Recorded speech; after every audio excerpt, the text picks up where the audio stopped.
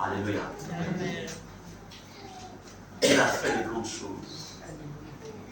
C'est pourquoi, toute cette semaine qui est passée, nous vous disions dimanche dernier qu'on devait avoir des réunions ici, de sorte que chacun doit prendre le temps, en fait, de compter les bienfaits de Dieu. Qu'est-ce qu'il a fait pour moi? Lorsque je suis passé par des temps difficiles, comment a-t-il agi en ma faveur? Alléluia. Et aussi, qu'est-ce qui m'a échappé? Et comment faire pour que, en 2024, cela ne m'échappe plus? Vous savez, quand j'écoute les psaumes de David, vous savez, quand on lit l'histoire de David, du roi David, on peut se dire qu'il a souvent été triomphant en tout. Mais vous vous rendrez compte qu'il y a des psaumes où il dit, par exemple, il dit que des nations plus puissantes m'ont environné. Des nations plus puissantes. Et il dira même que, il y a même des options, il dit, en fait, cette bande de scélérats veulent déchiqueter en fait mon corps. Là, je paraphrase. Donc, au-delà du fait que ce roi fut un grand roi, mais il a aussi connu des situations où il est en fait comme dos au mur. Et il y a encore un autre psaume où il dit, comme pour dire, parce que, là je paraphrase, il dit, parce que j'ai vieilli, je me suis affaibli, ils en profitent pour vouloir me dévorer. Mais en tout cela, il s'adresse à qui? Il s'adresse à Dieu. Et quand on s'adresse à Dieu comme ça, il ne va pas rester silencieux sur son trône. Non, il se lève et il agit. Amen. Amen. Je voudrais vous dire ce matin que Dieu est un Dieu qui veut que nous lui manifestions notre reconnaissance. Soyez reconnaissants vers le Seigneur. Il t'a donné la santé. Dans les temps difficiles, il t'a soutenu. Il y a tout au long de l'année, il y avait des domaines où des travaux, on va dire ça comme ça, c'est-à-dire des thématiques bien spécifiques ont été développées pour pouvoir donner un équipement particulier à chacun d'entre vous, afin que vous sachiez comment réagir face à l'ennemi. Certains ont vu la main de Dieu délivrer dans des situations difficiles. Amen. Des travaux, on va peut-être pas trop, je ne sais pas si c'est la bonne expression, mais je dirais plutôt que le Seigneur lui-même est venu accomplir une œuvre particulière en chacun d'entre vous. Amen. Nous sommes à la porte, nous avons commencé la petite marche, on est encore à la porte de 2024. En quoi tu aimerais témoigner de la grandeur et de la fidélité de Dieu dans ta vie? En quoi? Aujourd'hui, ce n'est pas une prédication, mais ça va être le temps de pouvoir dire, Seigneur, voici ce que tu as fait dans ma vie. Amen. Amen. Donc, sur ce, nous commencerons aujourd'hui avec les anciens. Tous les anciens passeront ici, tour à tour. L'ancienne Sarah nous a fait un appel où il y a eu une urgence de dernière minute. Certainement, ça va nous rejoindre. Donc, tous les autres passeront pour nous rendre témoignage de ce que le Seigneur a fait.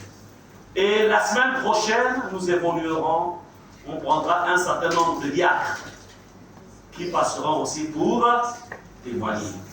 Amen. Amen. On évoluera comme ça, juste tous les ouvriers. Parce que la parole de Dieu doit être rendue vivante. Est-ce qu'on est ensemble? La parole de Dieu n'est pas une théorie. Et quand on aura fini avec les ouvriers, on ira aussi jusque dans toute l'assemblée. Qu'est-ce que le Seigneur a fait? Vous savez, ce qui m'a permis de m'enraciner et de ne jamais trahir Jésus, c'est parce que, en fait, j'ai vu Jésus faire des choses en ma faveur.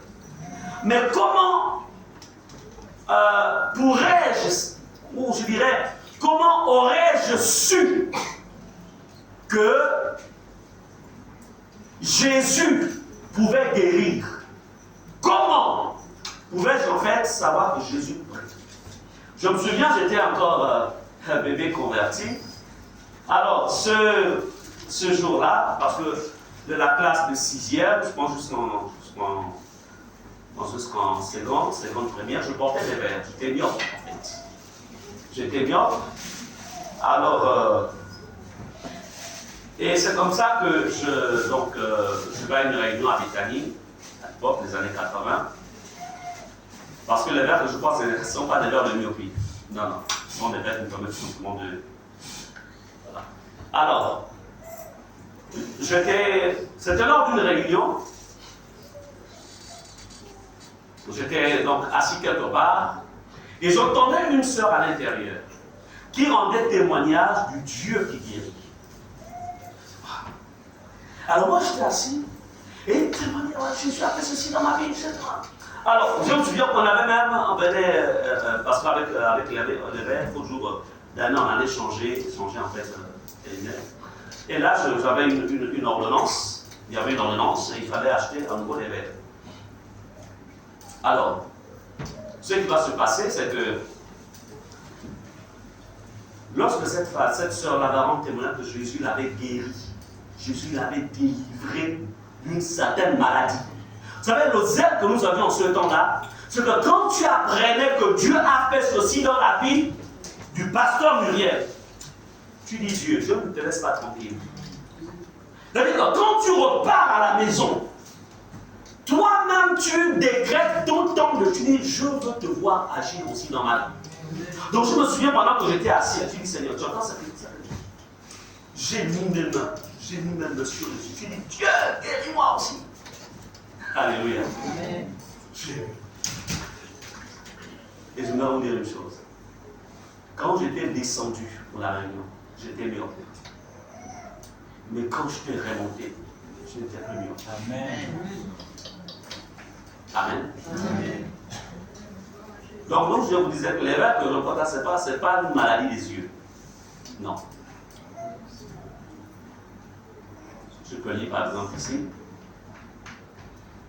Dans l'Éphésiens 5, 18, rendez grâce en toutes choses, car c'est à votre égard la volonté de Dieu en Jésus-Christ. Je peux lire. C'est lorsque j'ai eu quel âge que je quand j'avais 40 combien? Quand j'avais 40 et quelques. Oh, ça fait longtemps que j'avais 40 et quelques. Donc c'est là que il fallait maintenant que je vais prendre ça pour... Hein? Voilà. Presse? Ah, ça c'est un terme scientifique. À partir de 40 ans, le vieillissement du Christ. Ah, c'est ça. Ah, C'est ce que je disais, le vieillissement.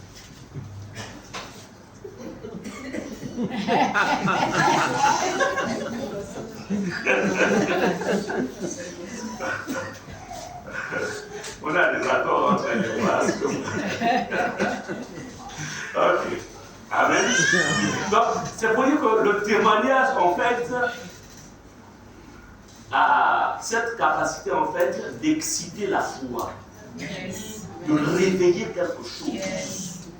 Donc, les témoignages qui vont se faire ont pour objectif, non pas seulement que vous sachiez que Dieu agit encore, mais il y a certainement quelqu'un qui aura besoin, peut-être juste une phrase, pour pouvoir t'emmener à une autre dimension. Amen. Voilà pourquoi en fait les témoignages, ou je dirais les actions de grâce sont importantes. Donc chacun d'entre eux aura 5 minutes. Et avant que je les invite ici, on peut déjà apprêter le micro. Donc, je voudrais vous encourager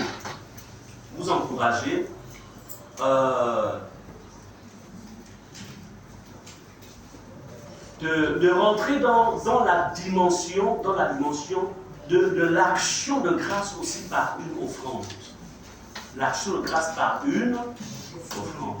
J'aimerais vous encourager. Merci Seigneur pour ce que tu as fait dans ma vie. Et Seigneur, je viens avec mon offrande pour te remercier. Amen. Sans pourtant, et là donc tu mets ce que tu as prévu. C'est toi et le Seigneur. Amen. C'est très important. Chaque début d'année, apprenez à faire ce qu'on appelle une offrande de reconnaissance pour ce qu'il a fait tout au long de l'année, dans ta vie, dans la vie de ta famille, de tes enfants, ton boulot, etc., ton emploi. Amen. Donc, voilà un peu ce que je voulais en fait ici, introduire ces moments. Moi, j'ai prévu mon offrande d'action de grâce. Je le poserai tout à l'heure avec la maison pastorale. Alors, on va donc commencer par... on va donner donc la parole. Est-ce qu'il y a un micro? Oui.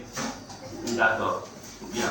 Donc la parole donc, va être donnée à chaque ancien afin de témoigner de la grandeur de Dieu dans la vie de chacun, ce que Dieu a fait dans votre vie tout au long de l'année 2023.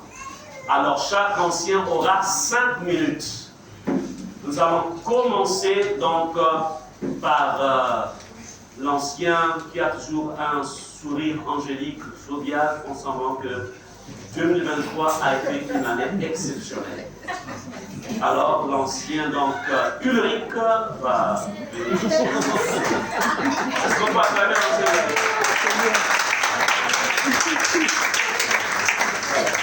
Je te félicite.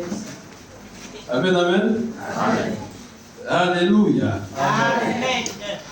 Je viens encore vraiment bénir le nom de l'Éternel, bénir Dieu, alléluia. Parce que, vous savez, chaque année qui passe, il y a souvent des défis, il y a souvent des projets qu'on élabore. Amen. Mais l'année 2023 a laissé des traces.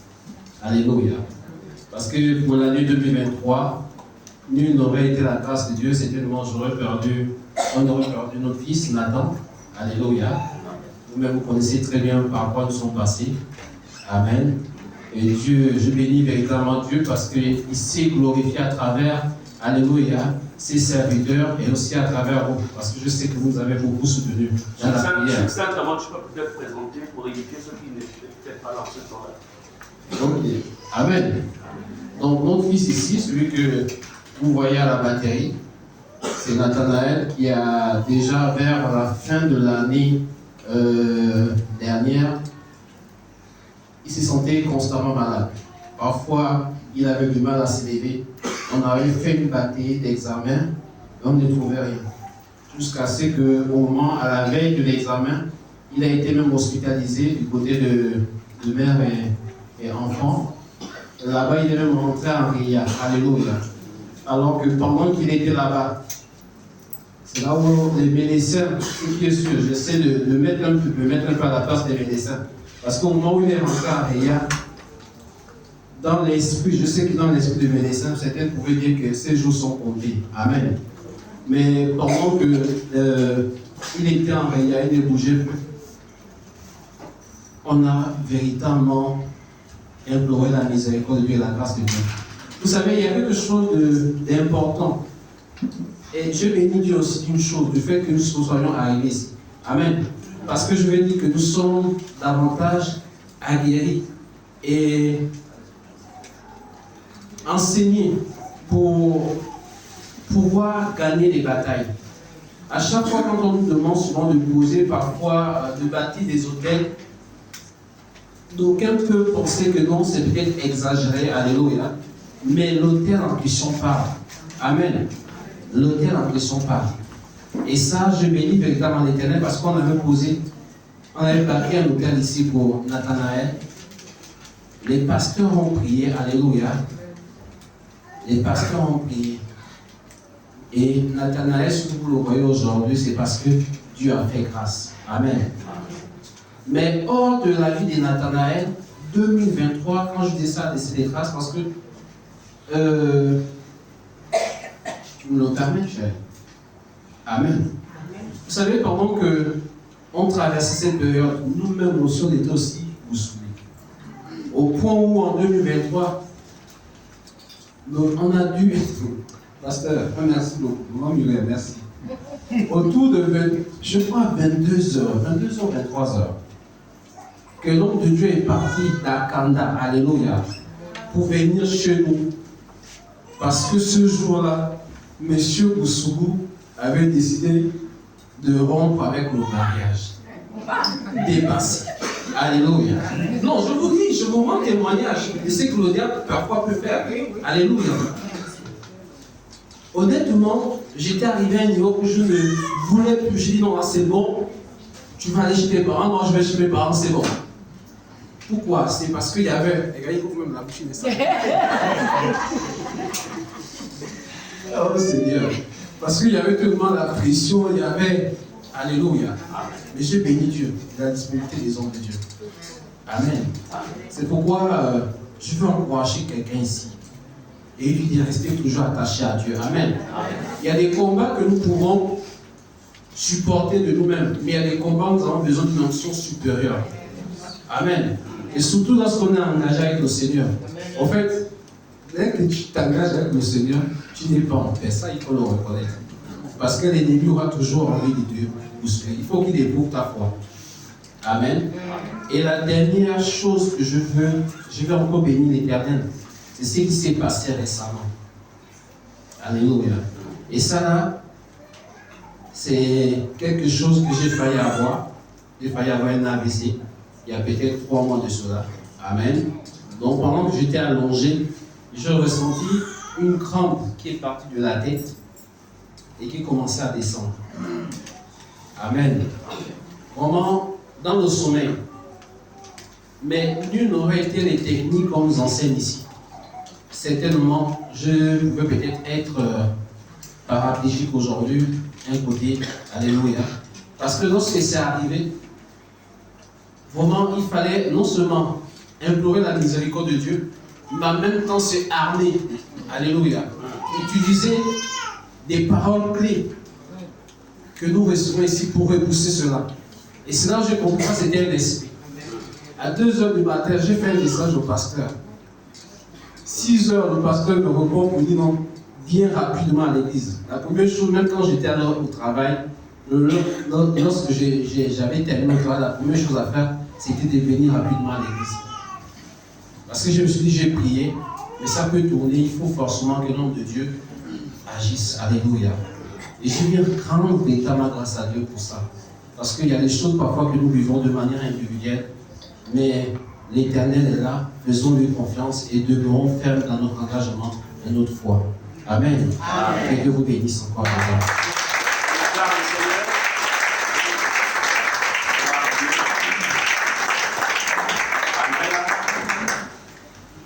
Vous comprenez en fait que, plus on monte en responsabilité, plus on devient une cible du diable. Voilà pourquoi quand il rendait témoignage sur les pressions qu'ils ont eues dans leur couple, ça ne veut pas dire qu'il n'aimait plus sa femme, bien que sa femme ne l'aimait plus. Mais il y a une dimension de la pression. Il y a une dimension où en fait, David appelle ça en fait, il dit les chacals, hein? On ne dit pas chaco, hein?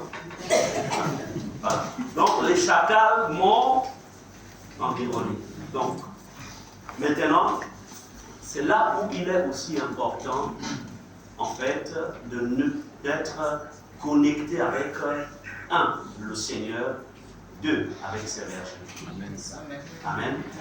Voilà. Donc ce qui fait en sorte que quand le combat est rude, un chasse 1000, 2 chasses 10 000.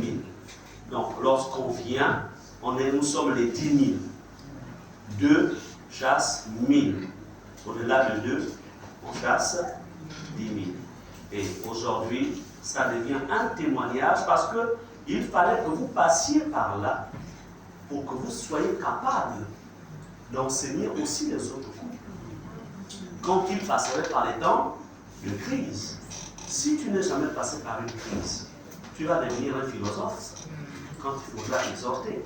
Mais si tu es passé par là, tu sauras en fait quel ingrédient utiliser pour aussi donner. C'est pourquoi en fait, les combats faisons tout pour sortir triomphant des combats, des obstacles, pour que nous ayons les ingrédients nécessaires pour aider aussi la jeune génération. Amen. Quand personne va se marier, vous aurez là un élément nécessaire pour l'aider aussi. Amen. Est-ce qu'on peut les acclamer?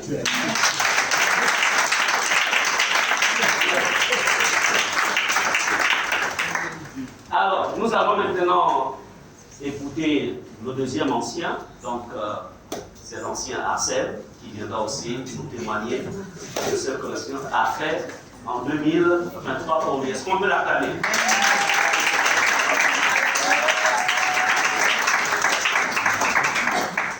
Cinq minutes. Amen. Il y a beaucoup à dire. Nous avons beaucoup à dire parce que j'ai rendu la main de Dieu en 2023. Il y a tellement à dire. Mais je vais prendre un aspect qui est assez pertinent où tout était beau en fait. Tout était beau. Et pour beaucoup qui savent, je suis dans les affaires. J'ai connu beaucoup d'échecs et ça m'a beaucoup forgé.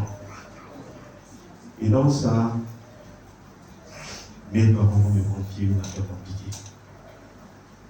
Ça, on m'a dit. Une affaire compliquée. Et dans cette affaire, le groupe Boussougou va me dire non.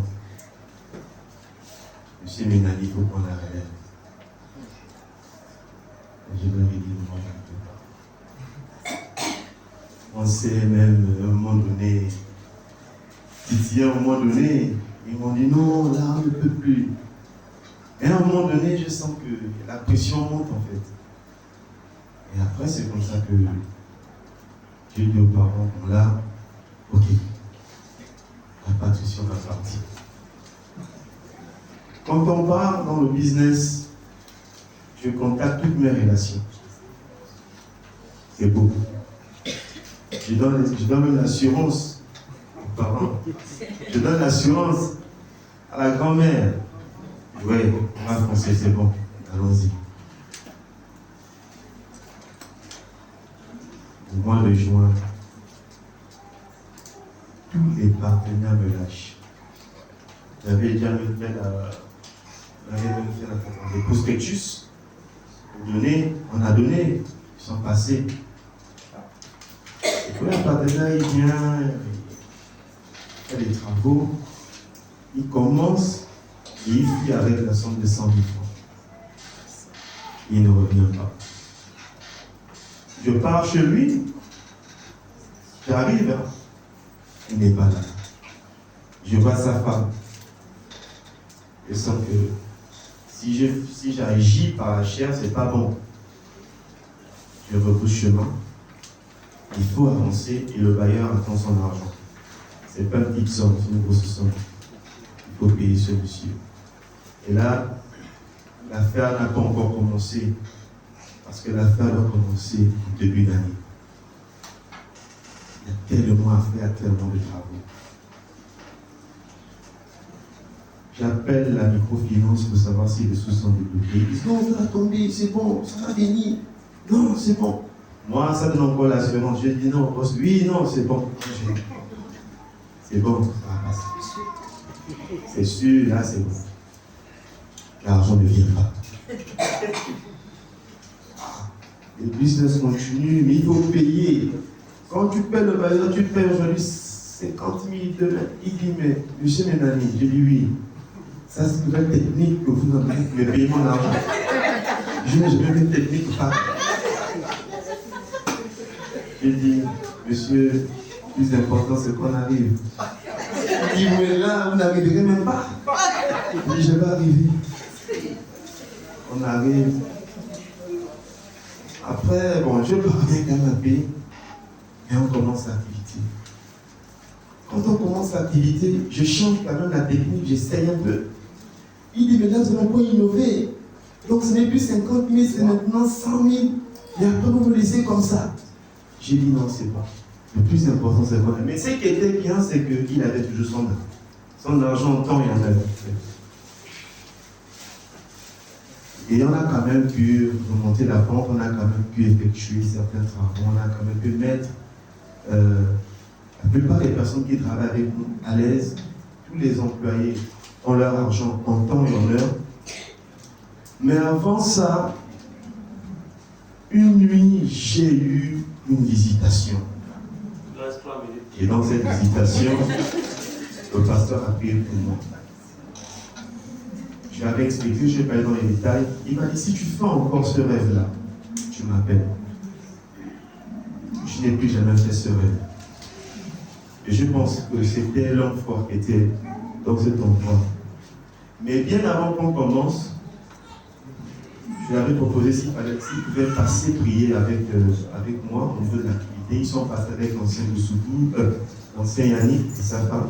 On a prié, on a fait l'onction, puis tout le monde a béni encore. Et vraiment, j'ai vu la main de Dieu.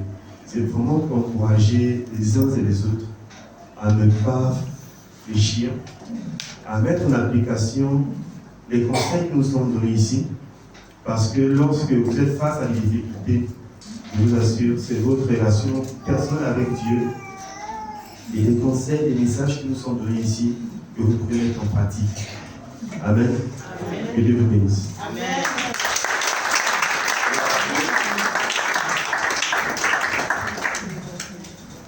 En fait, l'expérience, quand on sort de cette expérience vainqueur, en fait, ça nous donne une autre réalité de la personne de Dieu. Et ce qui fera en sorte que si l'ennemi revient, on n'aura plus peur de lui. Voilà pourquoi David pouvait dire que le Dieu qui m'a sorti, qui m'a délivré de la part de l'ours et des griffes du lion, ce Dieu me délivrera en fait de cet incirconcis. Amen. Bien.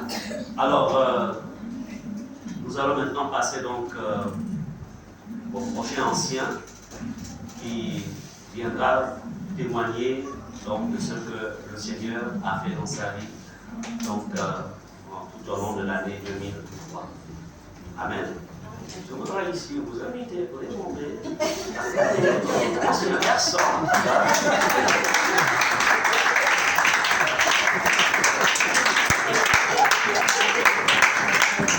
Amen. Alors, j'étais en train de dire au Seigneur, de comprendre une parole qu'il m'enseignait, c'était sur la parole, la puissance de la parole, quel est l'effet de la parole. Et j'avais compris avec le Seigneur que celui qui maîtrisait la parole avait tout maîtrisé. Or, nous sommes nés de Christ, donc nous sommes nés de la parole. Et si nous sommes nés de la parole, nous sommes devenus parole. Alors celui qui est la parole est quelqu'un d'extrêmement dangereux. Ce qui sort de sa bouche, il doit faire vraiment attention. Et là, j'avais dit au Seigneur, waouh, ça c'est un message puissant. Et j'ai commencé à lui dire, mais Seigneur, j'ai envie de te dire merci. Et j'ai dit, Seigneur, si on n'a pas des problèmes dans la vie, comment on peut louer Dieu?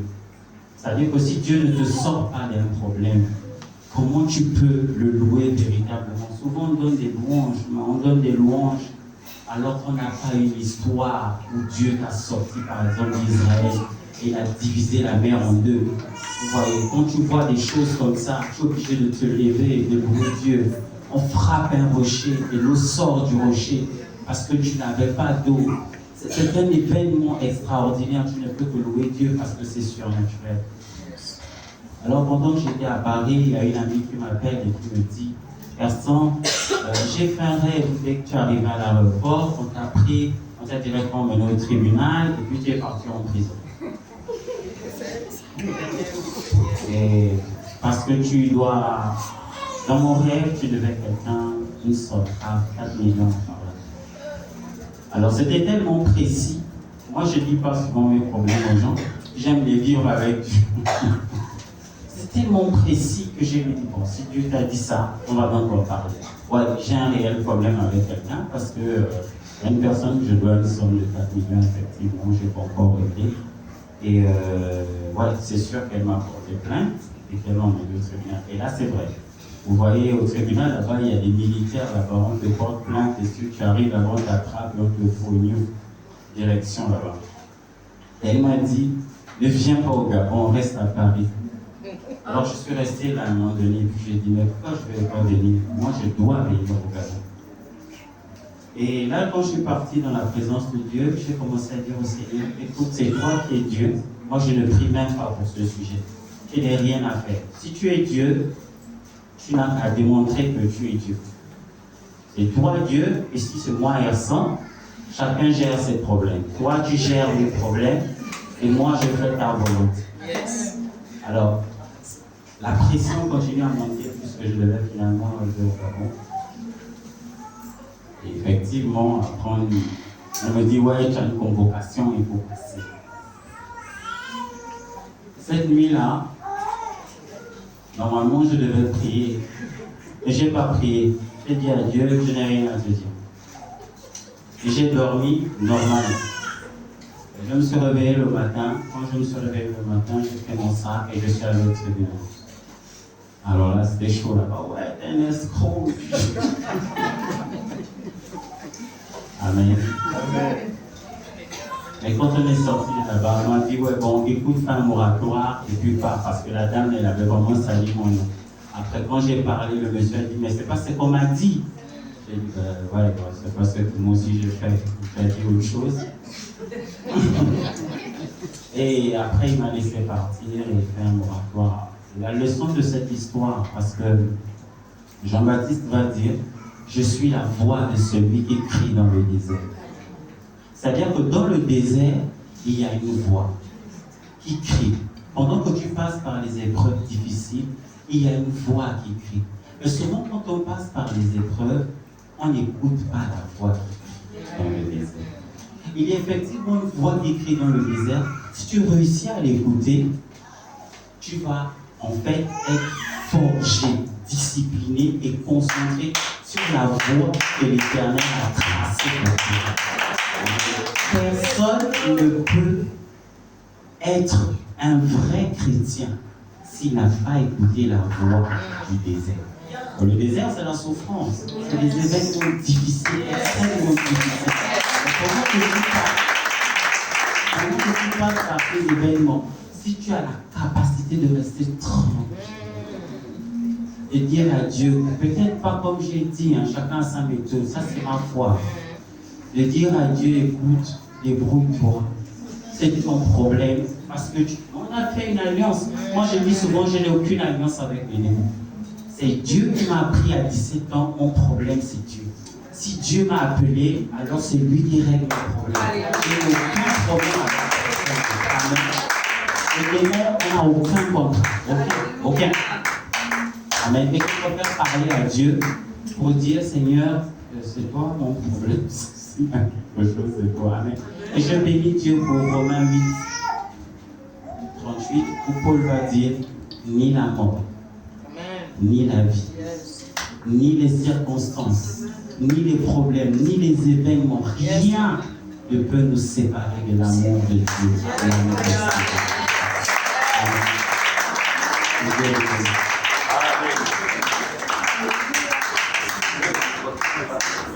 Amen. Vous comprenez que en chacun d'entre vous, en fait, il y a des vases de trésors. C'est pas si c'est volontaire. Amen.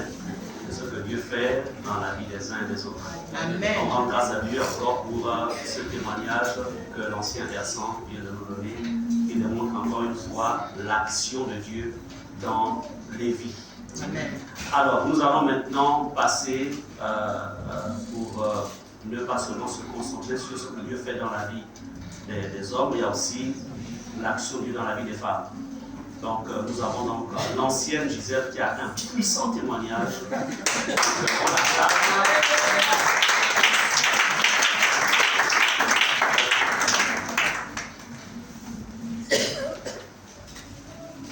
Shalom, peuple de Dieu. Shalom. Je ne sais même pas par où commencer. Juste pour rendre grâce. J'ai lui tout fait grâce. Si je me tiens debout devant vous, c'est une grâce. La nuit du 30 décembre, la journée d'abord, nous étions ici, vendredi 29, nous étions ici. À la veille, je me sentais très fatiguée. Je ne savais pas quoi ici, je ne savais pas. On a même fait des examens, on m'a prélevé le sang, c'est dit peut-être c'est le salut. On a tout fait, on a regardé la CRP, on a regardé s'il y avait une infection cachée, mais rien, ça s'est revenu négatif. Pendant ce temps, j'ai gardé ma maman, j'étais à l'hôpital avec maman qui était revenue de la province. Elle est arrivée dimanche dans un état vraiment très critique, donc j'ai dormi avec elle à l'hôpital. Et j'ai fait un rêve que je trouve pour les parents, côté maternel, côté paternel, ils étaient en train de pleurer quelqu'un, mais je ne connaissais pas cette personne. Quand je me réveille au fuseau, je me dis, peut-être c'est maman qui est malade. Je me mets à prier au milieu de la nuit, je suis sur elle, je me mets à prier. Mais c'est quoi? Je dis non, je prie seulement, le Saint-Esprit me demande de prier. Et samedi matin, on l'a fait sortir. Le petit frère qui, là où maman devait partir, c'est un médecin. Je dis maman devait rester. Lui, quand il me voit, il me dit non, tu ne peux pas rentrer chez toi au Colassi, comme j'habite Vertoum. On doit aller passer les fêtes, comme les enfants ne sont pas là-bas, on va aller chez nous. Je dis non, je me sens bien. Il dit non, on doit partir chez moi. Nous sommes allés. Dans la voiture, pendant qu'il s'est garé quelque part dans une boulangerie pour le faire, je me suis senti encore plus faible. Quand il est arrivé dans la voiture, j'ai transféré, mais il s'est comme j'ai dit, je ne sais pas. Et j'ai envie de vomir. Tout a couché, vomi dans la voiture. Il s'est garé quelque part. Il dit, qu'est-ce qui ne va pas? Et pourtant, hier, on a fait des examens, il n'y a rien, mais c'est quoi? Je ne sais pas, je me sens fatigué. On allait, comme il habite en Gambie, on allait jusqu'à chez lui. On est descendu la voiture. Dès que je descends la voiture, je vomis. Et maman commençait à s'inquiéter. Elle s'est dit, ah, qu'est-ce que tes parents vont dire, ton côté paternel vont dire que je suis venu transférer la maladie vers toi. Et... Non, j'ai dit non, ce n'est pas ça. Mais je me sentais fatiguée. Mais au-dedans de moi, il y avait une parole qui me disait, Dieu est fidèle. J'étais là. Et par après, je me suis éprouvée. J'ai perdu les forces. Le petit frère, ils m'ont soulevé. Quand ils m'ont soulevé pour m'amener dans la voiture, je n'étais plus consciente. J'étais inconsciente. Ils m'ont ramené à l'hôpital. En arrivant là-bas, ils m'ont fait plus de...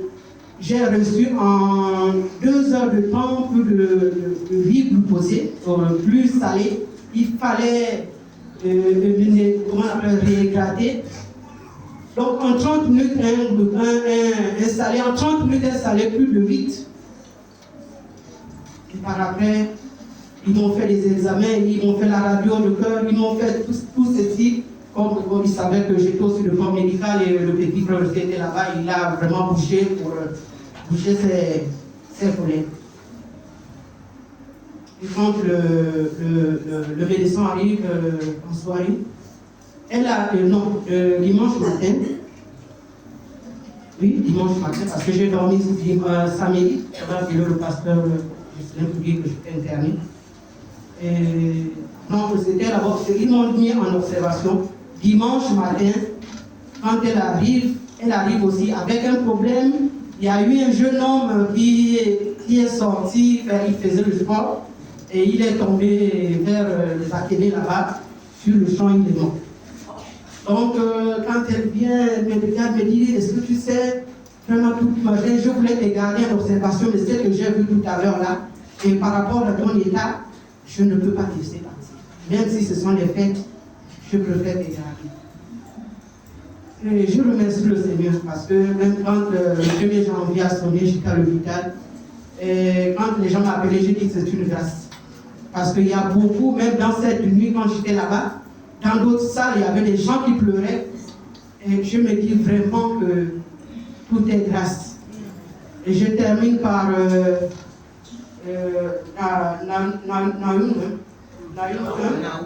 Naoum 1, verset 7, qui dit « L'Éternel est bon, il était un refuge au jour de la détresse. Et il connaît ceux qui se confient en lui. » Exactement, il connaît ceux qui se confient en lui. Vraiment, je dis merci, parce que vraiment, je ne sais pas si je pouvais, je ne croyais pas voir 2024, mais par sa grâce, je suis là, devant vous. C'est ça, je dis merci.